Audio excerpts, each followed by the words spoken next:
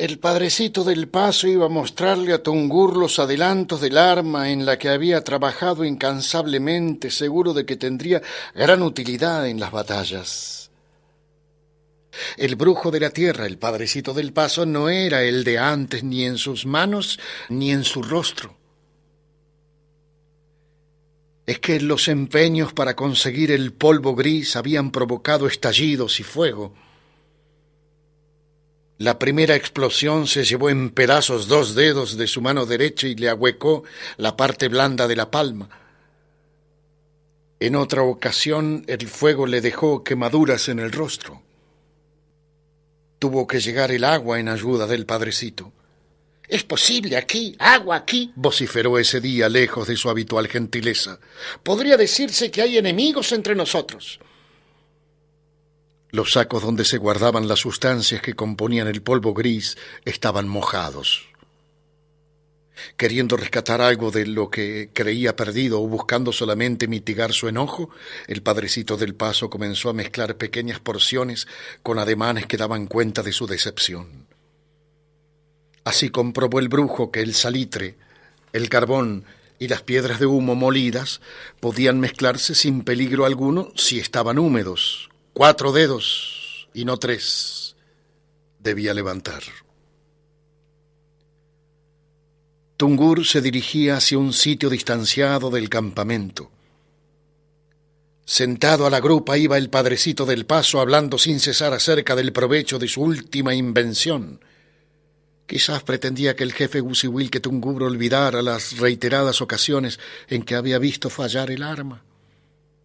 «Ahora será distinto», aseguró el padrecito del Paso, y un rato después, mientras desenvolvía con cuidado los aparejos que necesitaba para realizar la prueba, volvía a decir: «Ahora será distinto, Tungur».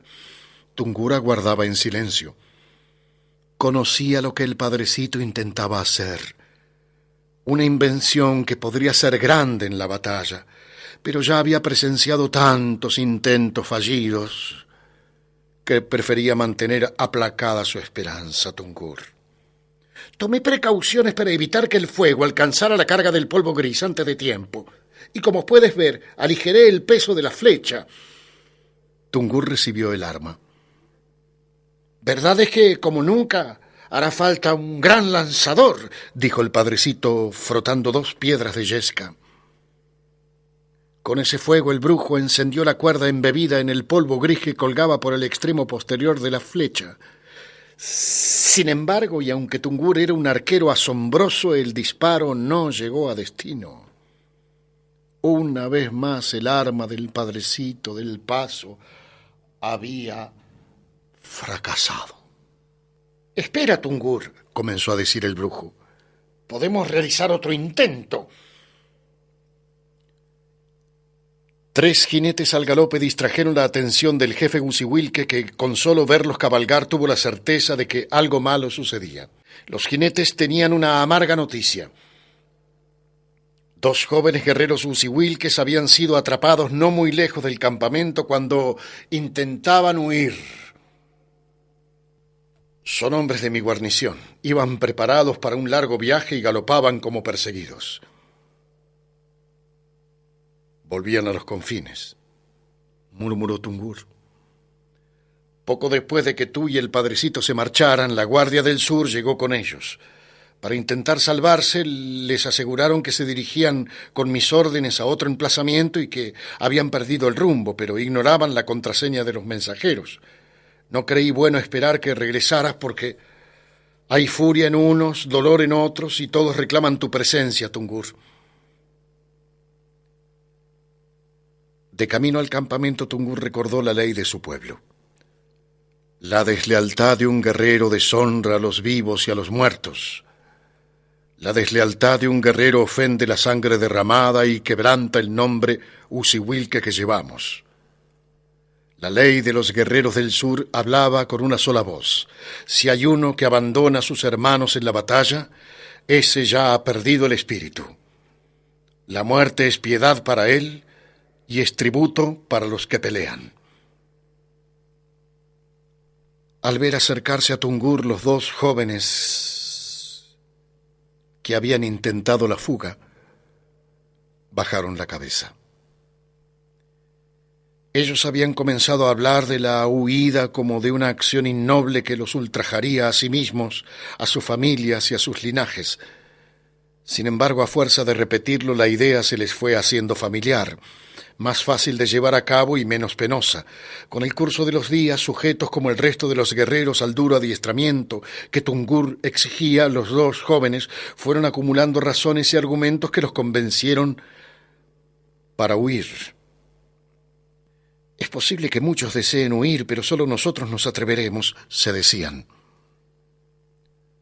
Los ancianos de su pueblo hubiesen podido advertirles: no es prudente conversar acerca de las acciones deshonrosas con liviandad y sin guía, como si se tratara de un parloteo de mujeres volviendo del río. No es prudente porque las palabras ablandan los actos, igual que la saliva los alimentos, y los hace accesibles a nuestro espíritu. Debemos recordar que hablar sobre una traición es hacerla posible.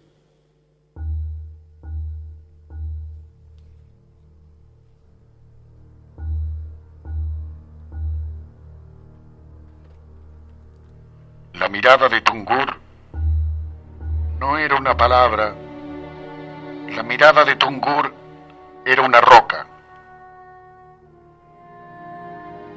Bajo los ojos serenos del jefe Gusiwilke, los dos condenados sintieron que les pesaba más la vergüenza que el temor a la muerte.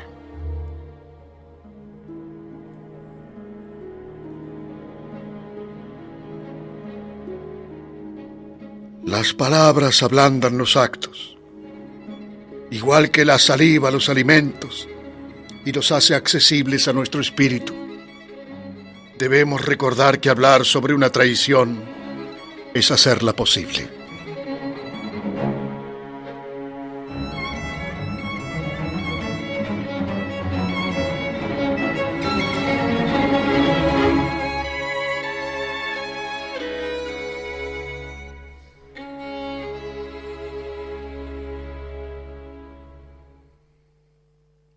Tungur conocía a esos dos jóvenes, sabía que nunca habían logrado adaptarse a la vida rigurosa del ejército Gusiwilke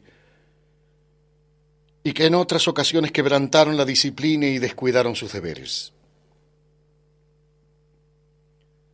Si Misayanes triunfa, estas tierras no tendrán nombre ni destino. Por eso la única vida posible para nosotros es la guerra. Tungur hablaba para todos. Aquí nadie se duerme o se despierta pensando en el regreso.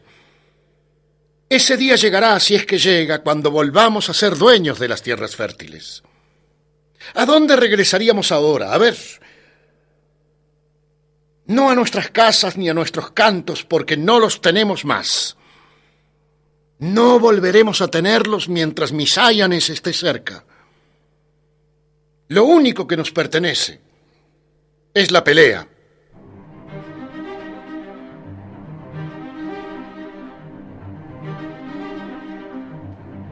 El jefe del ejército demoraba en ordenar la muerte de los desertores. En cambio, musitaba cosas incomprensibles. ¿Por qué? Si la sentencia estaba dictada desde antiguo por la voz definitiva de la ley, Gusiwilke. Los hombres más cercanos a Tungur, guerreros distinguidos por un rango que habían ganado en el campo de batalla, se inquietaron. Ya una vez Tungur y la ley se habían desencontrado. Todos ellos recordaron que Minché, por ese entonces el primer jefe, había decidido enfrentar a los iderecios en una batalla sin esperanzas.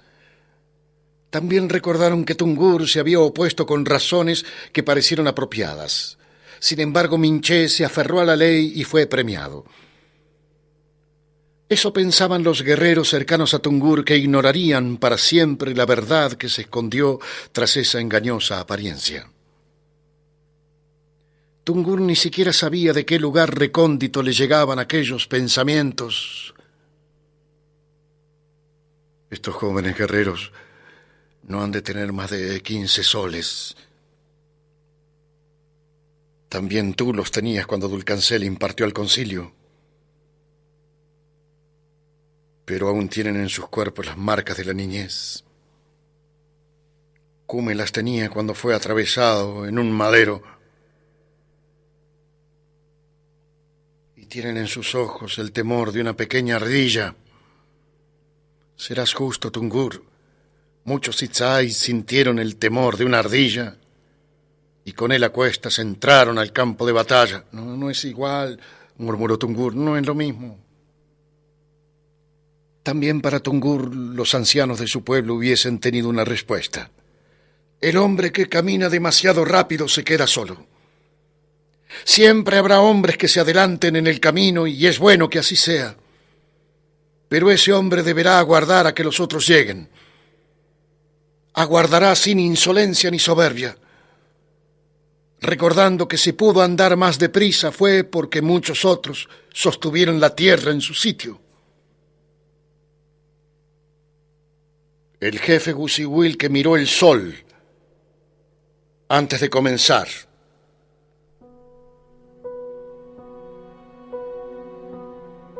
Nosotros hemos cambiado.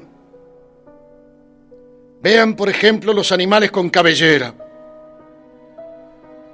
Pocos años atrás los desconocíamos y ahora son nuestros hermanos.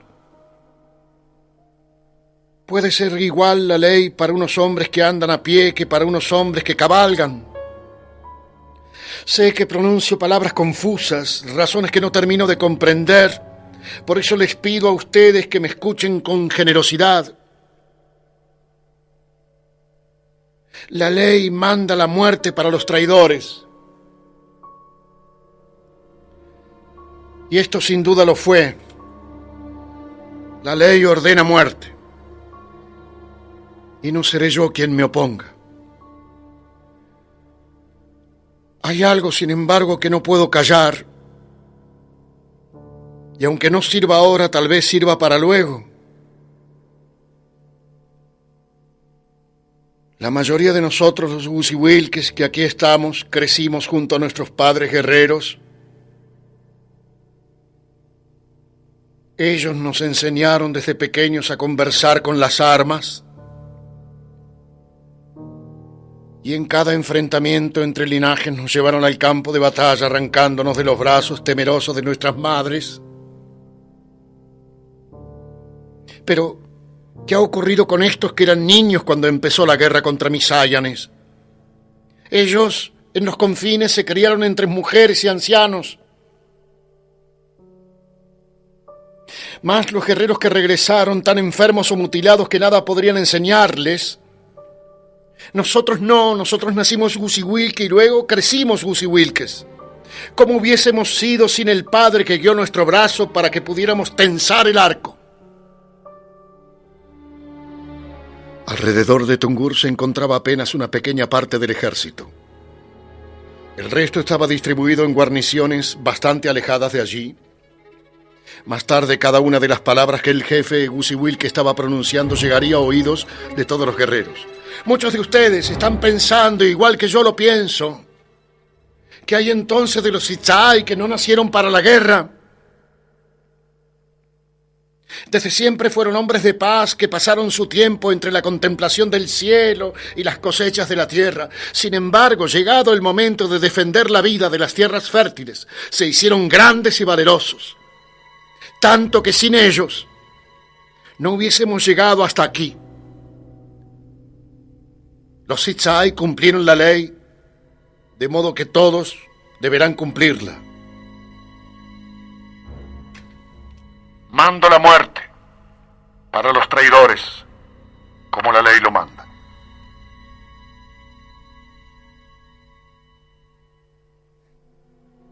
Tungur levantó la voz para callar el murmullo de aprobación. Pero también digo, no somos mejores haciendo esto. Cumpliré la ley afirmando que me pesa cumplir la ley. Si nuestros guerreros estuvieran aquí por temor al castigo, ya tendríamos perdida la guerra.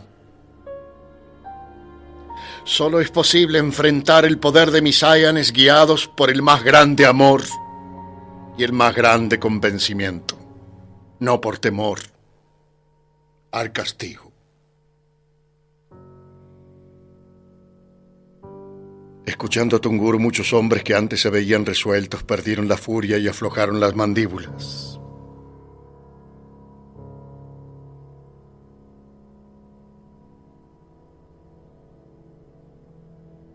Cumpliremos la ley.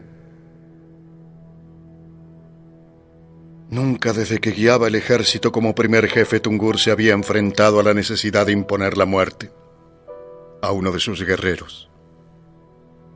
Quien dicta la muerte, continuó, debe ser capaz de ejecutarla con su propia mano. No dejaré que ninguno de ustedes cargue con el dolor que me corresponde. Lleven a esos hombres. Los condenados fueron conducidos hasta unas piedras anchas y lisas donde los amarraron. Tungur blandió el hacha. Una vez. 2 veces. Saltó la sangre. Se fue la vida. El jefe Gusiwil que dejó caer el arma. Entierren el hacha junto a ellos. Haré otra. Una que no tenga manchado el corazón.